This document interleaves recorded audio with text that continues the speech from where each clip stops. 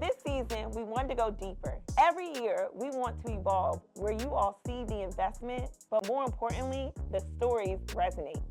When I started this podcast, it was all about sharing my perspective on navigating corporate culture and being an overall outlet for my thoughts about what was going on. The podcast dropped in January of 2025, when reports of Black women being impacted had staggering numbers. I, unfortunately, was one of those numbers.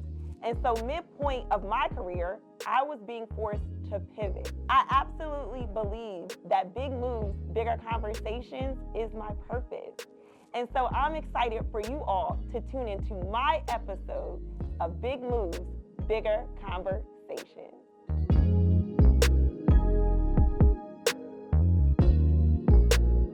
Who is Sasha Gibson? One of the best people I know. Honestly, Sasha is someone who is charismatic, engaging, beautiful, but really sincere and just in a place currently of gratitude. Like, even as I sit here on set today, I am always overcome with emotion because not many people get the opportunity to live out their dream out loud. And being on set and seeing so many talented people come together, it's overwhelming. And so I think whenever people ask me who is Sasha, it is absolutely indicative of the people that I'm surrounded by. I always like to say my community is a direct reflection of who I am and how I show up in rooms. And the fact that I do have a studio audience just speaks to just where I am in life. And so I'm in my full bloom. I am in my happiest era. One of the reasons I feel like everything about this season is going to be bigger than ever is because I'm in a really good place. And I do believe spiritually that God will prepare you. And last year, for others, may have felt if I would have shared my story, or as I share my story, I dealt with unemployment. I was in midpoint of my career, 6 years with a firm, and I was let go. And for others, that may have been something where people have been like, oh no, Sasha, what does that feel like? What does that look like? But for me, I doubled down and I said, instead of relying on this situation to dictate how I feel, I'm choosing to show up in a way that feels really authentic to me. And I've always just overcome. Sasha through and through, she will figure it out. And so this year for me, or last year rather, has been about figuring it out, doubling down on things that I want to do. And if you pan around a room, this is absolutely what I want to do. And so I'm excited because I know it's in me. I'm excited for you guys to be a part of the journey. And I would be remiss if I didn't say this. Everyone is talking to me about Sasha, I support you. I supported you. Da-da-da-da-da. Listen, I don't really care when you join the journey. Get on the journey. Support me. Subscribe. Within a year, and I want to put this in perspective, within a year, we grew our YouTube community to 400 people. YouTube is like any other platform. YouTube is I could probably name or share an interaction I had to get a subscriber. And so I use the word we a lot because you're seeing me on the camera, but it's absolutely multiple people involved in making this and helping this come together. It's so funny that we talk about loss, and in my era of vulnerability, I do feel, and you guys will see this season, I open up a lot more. There's stories that I share that historically I just wouldn't have. And so I personally feel when loss happens, I'm almost elevated. And it's been such an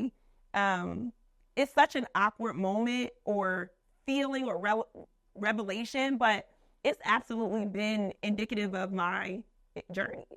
I lose someone or I lose something, and then I go it's an upward, slope as far as my experience. And so losing my job just meant something bigger was going to happen. And again, I'm asking you to in a room because I couldn't have envisioned this for myself. Like, I literally thought, stemming from January 2025, this was going to be a podcast where I was just sharing what life looked like post corporate and sharing that over 300,000, or being a part of the number around 300,000 Black women being impacted and what it felt like, but more importantly, how I knew I could overcome, but reinforcing that into others. And so one of the premises for the podcast was like, how do you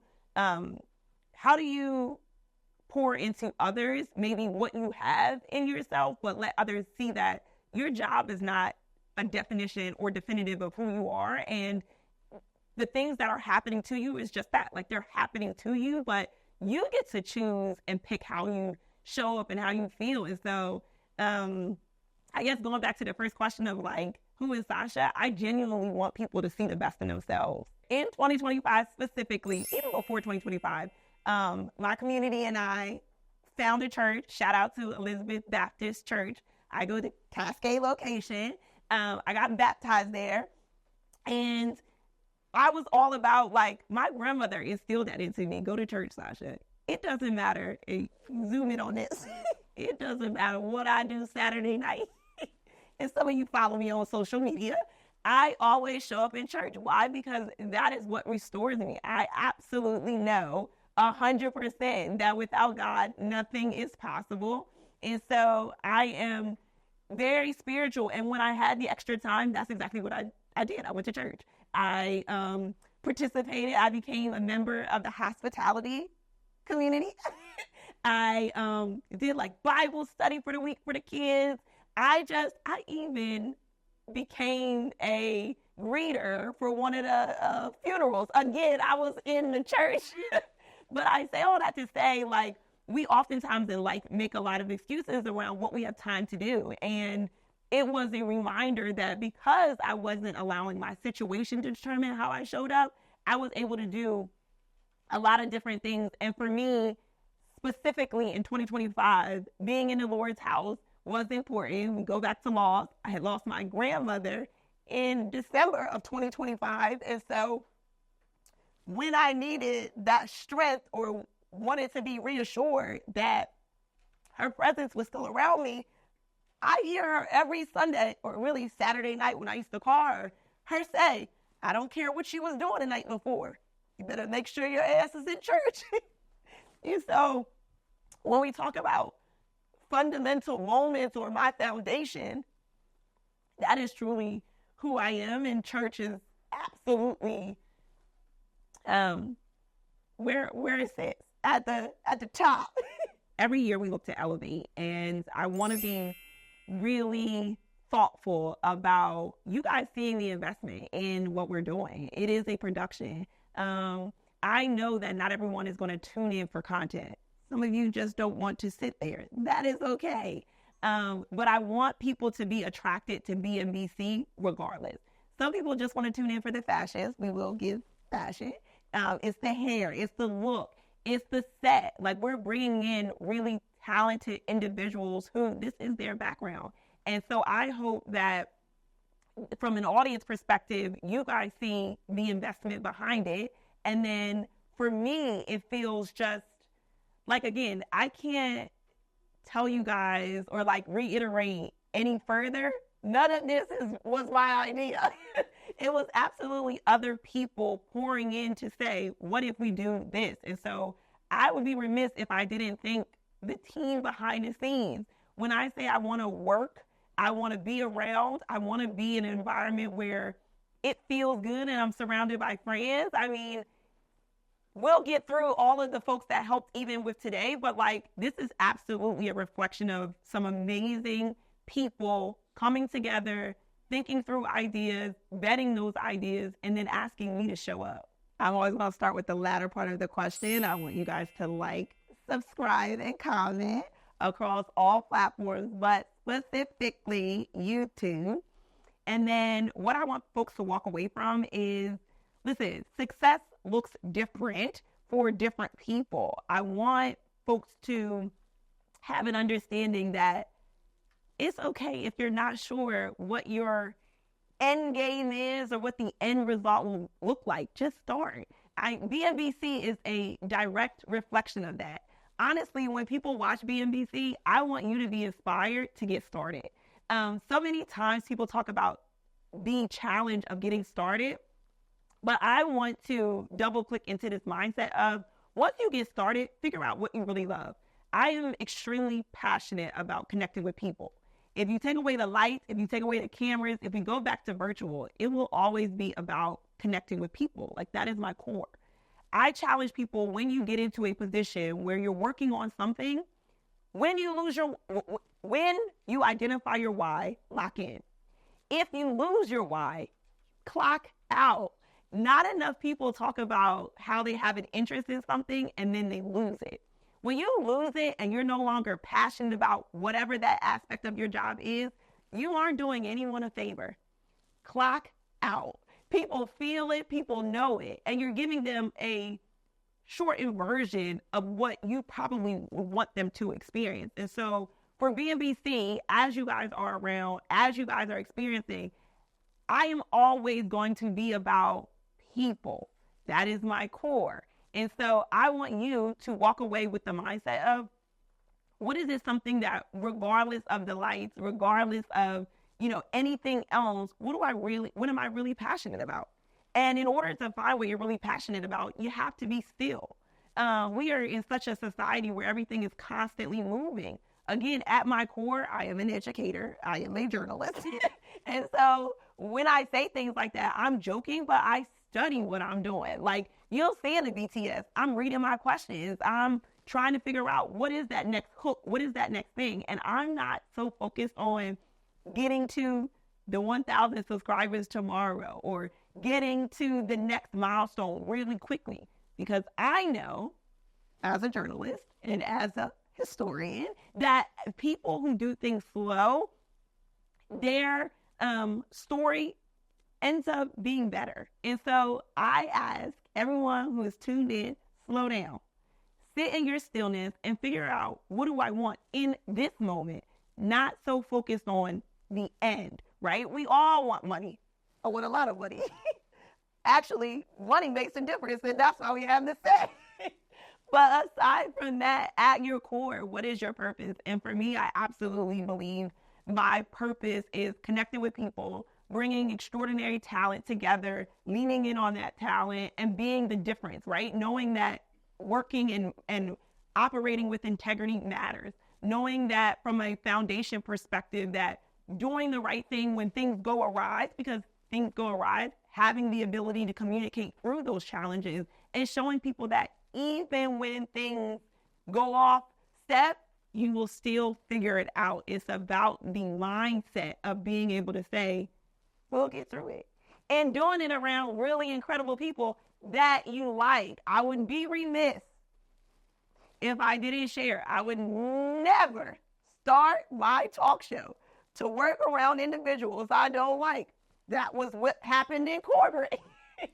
Here, I'm absolutely surrounded by incredible individuals that I not only look up to, but I am just filled with the fact that they would be willing to invest in something that is really my passion, but really more importantly, my purpose. This is such a good question, and it's a good question because this is what I believe. BNBC absolutely fills the gap of providing real perspective and real stories. We have so much glitz and glam, and you see the glam, but aside from the glam, really impactful stories. Like, I want people to be able to understand within your own environment, there are everyday people who are thriving. You've seen that in season 1, in season 2. And so now in season 3, we are doubling down on more Atlanta locals who are navigating and becoming trailblazers in their own right. And so I'm excited for you guys to see all of our really interesting guests. But more importantly, and I'll continue to reiterate this throughout the season, you'll walk away from BNBC this season inspired. I want you guys to really hone in on the idea around they all got started and they're all going forward. And you'll see with time, everything gets better. With time, you elevate. With time, You glow. And so I want to see your glow up come season 4 of BMBC. This would not happen without a team. And so I am so excited for you guys to join me today with my team, Rael and Jatori. Rael. And I want you guys to get to know the folks behind the cameras. I mean, so often they just want to be behind the cameras. And so I absolutely urge them to come and be in front of the cameras because I do think it's important. A lot of times you guys see me, but it's absolutely a lot of work, a lot of virtual calls, emails, follow-ups, logistics. And so I just want you guys to understand the talent that we're creating as a part of the BMBC ecosystem. And we'll start here to my left with Jatori. So Jatori, tell the folks who may not be educated on your resume who Jatori Bartell is. What's going on, everybody? Thanks for having me, Sasha. Of course, I'm Jatori, Aggie alum, and I am an entertainment professional, television, music, and film. Love that. And now for our other missus on set, Rael. Hey y'all. So my background is mostly television and film, working as a producer and a production supervisor. Love that. And so they're obviously being a little coy, just go on their LinkedIn. But we are 10 years, I'm a little older, but 10 years at least removed from where we all started, which is Aggie, which is North Carolina Agricultural and Technical State University, Aggie Pride. Aggie Pride. Where I want people to know, like, it wasn't that we necessarily hung out day to day. We were not good girlfriends. Well, I mean, okay, she still sounds like a good girl. I mean, we knew of each other though. Yeah. So socially, and I think that's what's interesting, Yeah. right? Like everybody's like, oh, where y'all close, where you this, it didn't matter. A&T is what brings us together. And A&T by nature is what makes you a family. And so when I reached out to Rael, I was literally asking her, hey, I'm working on a podcast. Would love for you to come and be a part. And that was last year. Yeah. I feel like that was Through LinkedIn. I was like, I girl, just what very is professional. happening? I am a very professional type of girl. And so I reached out and sent her a very thoughtful email. Said, I wanted to check in as it relates to your career trajectory. Did that catch you off? I was like, where's she going with this? But no, I thought it was important. I do feel like you should, when you're even engaging your friends, there's always a professional aspect. This is what you guys do. This is your industry. And so I absolutely wanted to come correct. And so I asked Rael, would she be willing to come on as me not even knowing the terminology. I just said, can you help me with production? They're yelling at me about being virtual. And so Rael graciously said yes. And at the time, going back over to Jatori was already helping me in really with like behind the scenes. Jatori's always been like, you don't listen when it comes to social media. We want you to stop posting. We want you to do this. She still doesn't listen.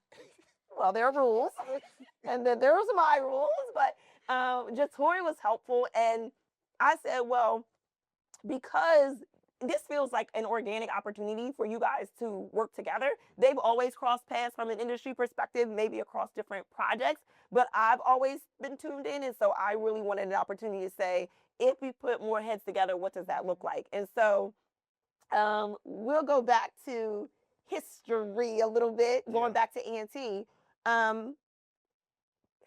When did you know being in entertainment is what you actually wanted to do?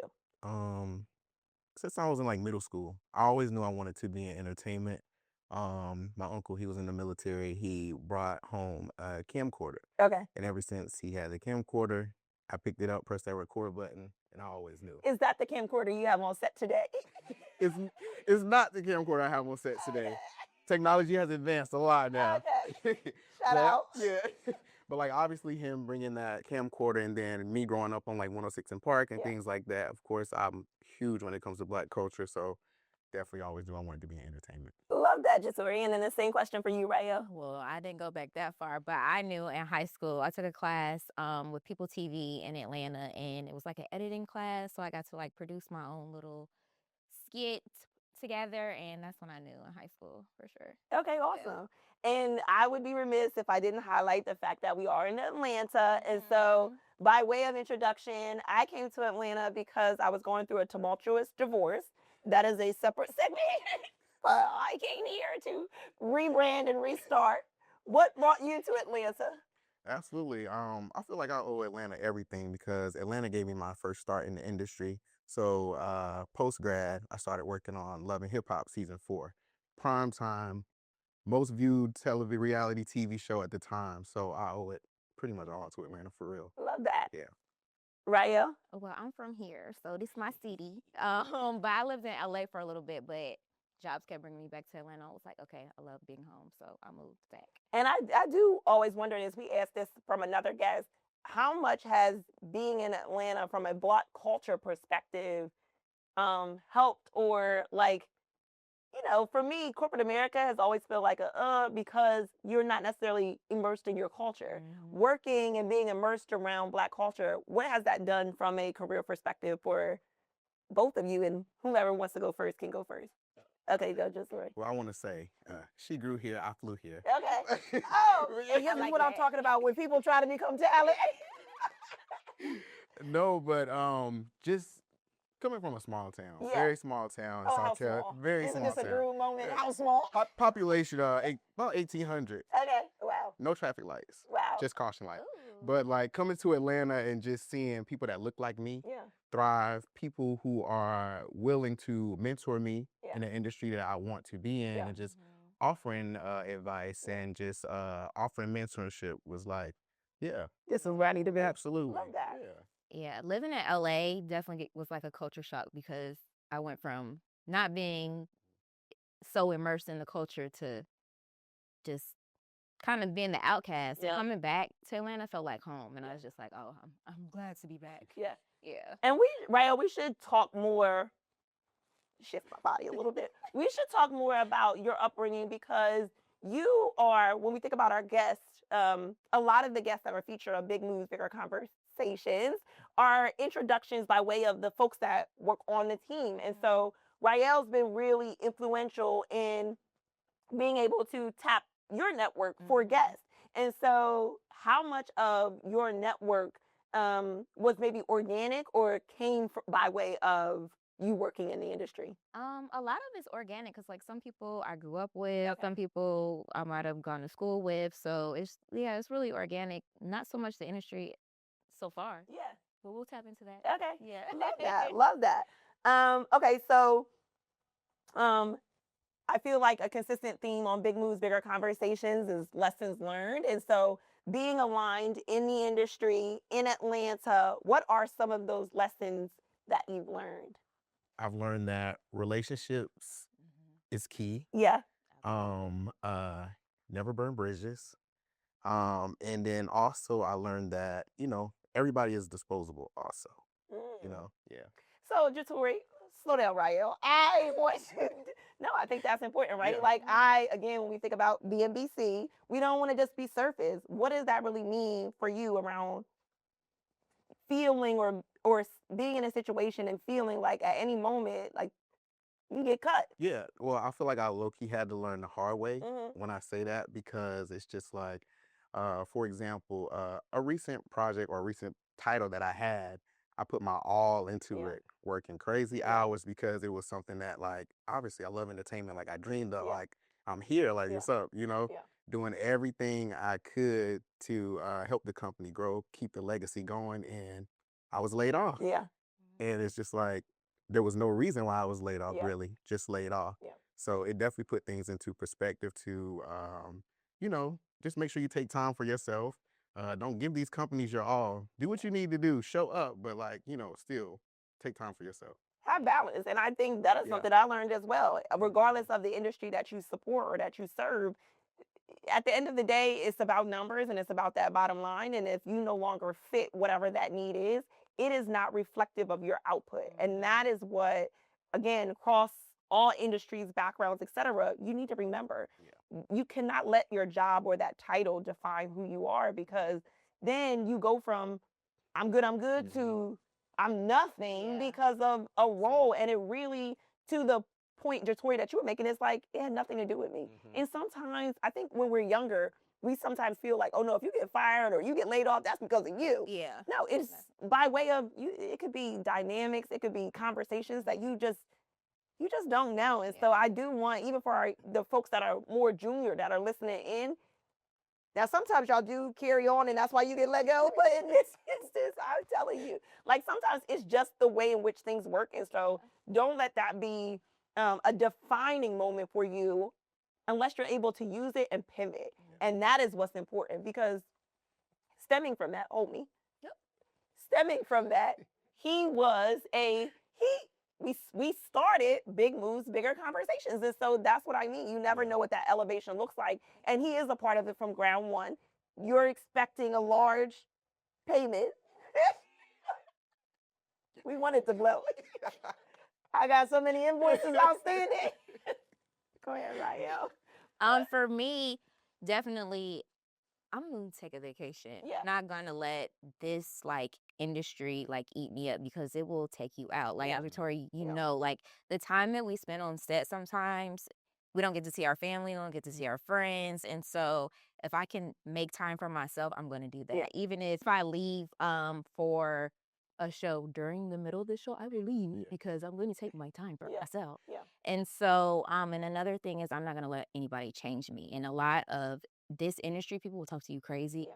like you are here. Yeah. And no, baby, we either here or I'm here. Yeah. You're not gonna talk to me crazy. And so a lot of people don't know how to take it when you speak up for yourself. Yep. And that can let you lose your job. Yeah. Because that has happened to me. Yeah. Yeah. Yeah. Definitely check someone for talking to me like I was her child Yeah. that time. And I started laughing because I was like, who are you talking to? Right. We're around the same age. Yeah. You're gonna talk to me with respect, and I'm gonna talk to you that way. Yeah.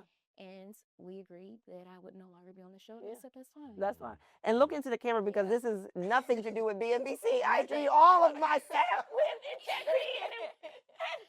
No, but this project is like, it feels good. Like it's a feel good project that anybody would want to be a part of. And I think that's what draws me to it because you have so many bad shows. Yeah. This is not that at all. Like this feels good. It feels like family, and we're all, coming together to create something bigger. So And I love that. And I appreciate Rael for saying that because that's literally the next question is like, I know why I wanted you guys as talent to be a part of this, but what is keeping you guys a part of this journey, like staying close to BNBC? Yeah, like even within production, personally, I feel like how you start a project is how you end a project. So taking today, for example, we started set today, great energy, high vibes, like, you know what I'm saying? It just felt good. And like, yes, everything has its challenges, but it's gonna be good. Right. Ever Yeah. since, like you said, ever since day one, Yeah. it's been cool creating with your friends, Yeah. creating with like-minded Yeah. individuals. Yeah. You know what I mean? I mean, I literally thought this was what life would look like. And Mhm. so once I got reality, I am now going to create that space. And I am absolutely intentional about the people that I bring in. I mean, Dorian Troy of Dorian Troy Studios is not on camera with us. But again, like you want that sort of infectious energy where when you are coming together, we are having a good time. yeah. Go ahead, Raya. What? And I want you to look directly in your camera and let everyone know why. Oh my God. No, just playing. No, again, look, it just feels so good to be here. Like, again, it feels like family. It feels like it doesn't feel like work. And anytime you can come to set and it not feel like work and you're just having a good time, that makes the experience so much better. And you don't necessarily get that experience. Yeah. And Jatori, we've been on bad shows. Definitely. I won't say the names of some of the shows. Please don't. I don't want to. We won't do that today. But we've been a part of some bad shows. And so when you get to be a part of something that feels good, it makes the experience better. And to that point, I want to also reiterate everything you see is a discussion. Like none of this is just what Sasha vision, right? Like it is conversations that absolutely happen in the background. And my sort of commitment to you guys is I want it to continue to feel that way. Yeah. Anytime as we're growing and as we're building and becoming syndicated, I want you guys to still feel and have a voice and know that I am not so big headed that I don't see the others who are Yeah, no, we supporting me in the definitely room. collaborate. Everything is a conversation. We all chime in on certain Yeah. things. So yes, Yeah. it hasn't been that. Yeah. Before they say anything nasty about me, I'm gonna wrap up this segment, but I am so appreciative of the individuals who sit to my left and to my right, embracing it. And this has been yet another amazing episode of Big Moves, Bigger Conversations. Get off of me. You touching her too long, though. You all right? Let my Don't hand touch go. me. Let my hand go.